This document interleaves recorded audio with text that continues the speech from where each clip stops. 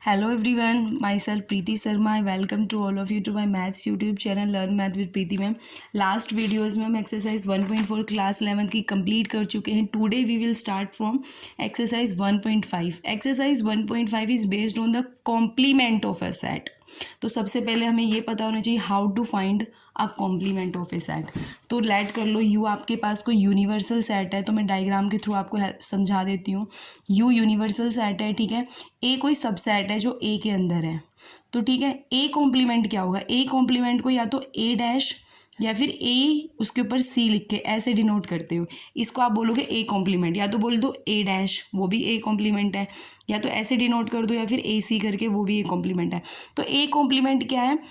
Universal set में से ए को रिमूव कर दो, यानी ए के अलावा जो बच गया ना, ए को इंक्लूड नहीं कर सकते आप. ए के अलावा आपका जो बच गया वो आपका क्या है? A complement. ठीक है. फॉर एग्जाम्पल आपका यूनिवर्सल सेट एलिमेंट दे दिया, यूनिवर्सल सेट के अंदर 1 2 3 4, ठीक है. और आपको एक सेट दे दिया ए जिसके अंदर आपके एलिमेंट है 2 4. तो मैं आपसे पूछूं कि बताओ ए कॉम्प्लीमेंट क्या होगा? तो आप बोलोगे ए कॉम्प्लीमेंट का मतलब होता है यूनिवर्सल सेट में से ए के एलिमेंट को रिमूव करना है. That is A complement means U minus A. इसका मतलब यही तो, यूनिवर्सल सेट में से ए को हटा दो आप, उसके बाद जो बच गया वो ए कॉम्प्लीमेंट है. दैट इज आपका ए कॉम्प्लीमेंट है यू माइनस ए. तो यूनिवर्सल सेट में से ए के एलिमेंट जब आप रिमूव कर दोगे तो आपके पास क्या बचेगा? 1 और 3. तो ये आ गया आपका ए कॉम्प्लीमेंट. ठीक है.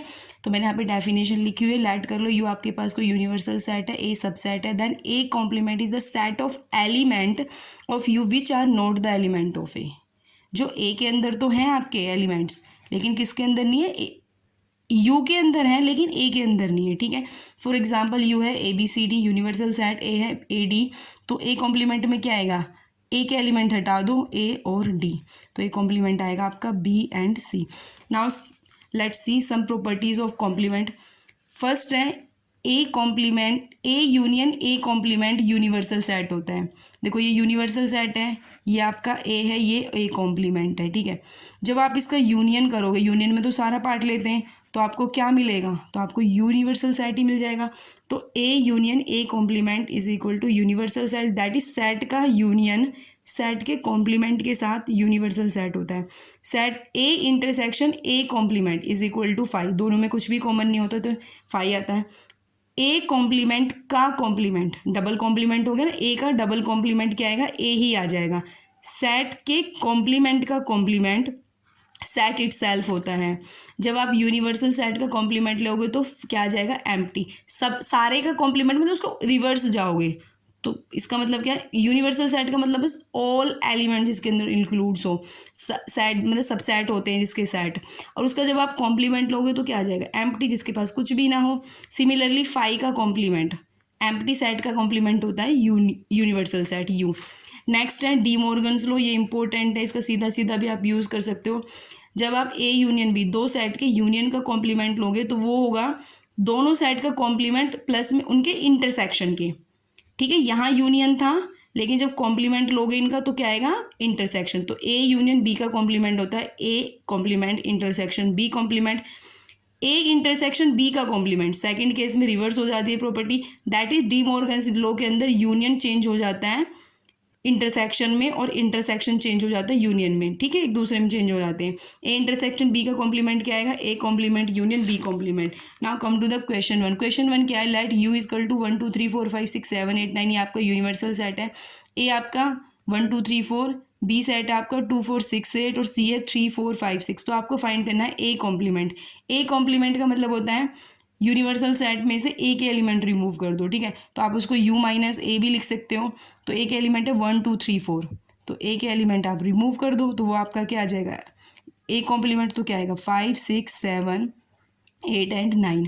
सेकेंड है बी कॉम्प्लीमेंट. बी कॉम्प्लीमेंट का मतलब यूनिवर्सल सेट में से बी के एलिमेंट रिमूव कर दो. तो बी के एलिमेंट है 2 4 6 8. तो यूनिवर्सल सेट में से आप 2 4 6 8 को कट कर दो, जो बच गया वो क्या है आपका? B complement. ठीक है.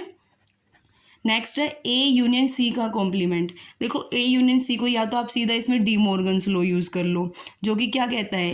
ए यूनियन बी के कॉम्प्लीमेंट की तरह. फर्स्ट वन वो कहता है कि यूनियन आपका किस में चेंज हो जाता है? इंटरसेक्शन में. तो A complement intersection C complement. या तो आप ऐसे कर सकते हो या सेकंड आप कैसे कर सकते हो, फर्स्ट आप ए यूनियन सी फाइंड करो। ए यूनियन सी फाइंड करने के बाद ए यूनियन सी का कॉम्प्लीमेंट क्या होगा, यू में से माइनस कर दो ए यूनियन सी को।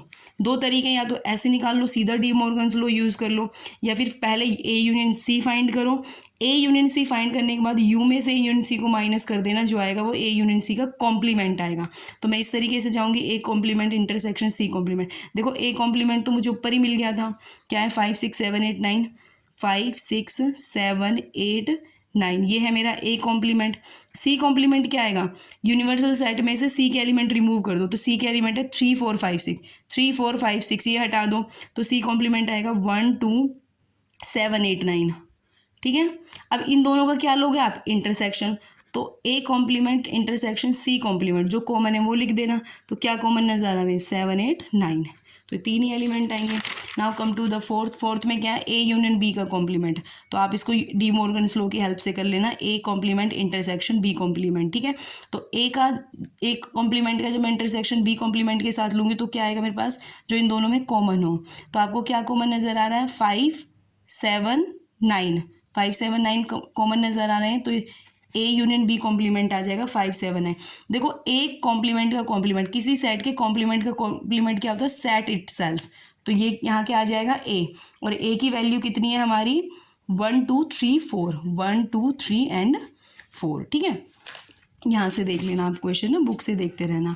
Now come to the last, B minus C का complement. B minus C complement क्या आएगा, बी पहले तो आप बी माइनस सी फाइंड कर लो, जो आपका बी माइनस सी आएगा उसके बाद बी माइनस सी कॉम्प्लीमेंट आ जाएगा हमारा यूनिवर्सल सेट में से बी माइनस सी को रिमूव करके। ठीक है, तो बी माइनस सी क्या आएगा, बी में से सी के एलिमेंट हटा दो, तो सी के एलिमेंट है 4 और 6, तो आप इसको हटा दो बी में से, तो आपका आया बी माइनस सी का complement 2 8।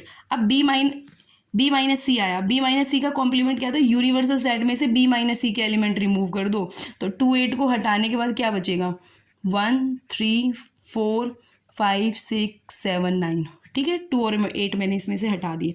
Now come to the question 2। Question 2 का if U is A B C D E F G H find the complement of the following set. अगर यूनिवर्सल सेट आपका A से लेके H तक के alphabets हैं, तो आपको ए बी सी डी इन सब का ना कॉम्प्लीमेंट फाइंड करना है।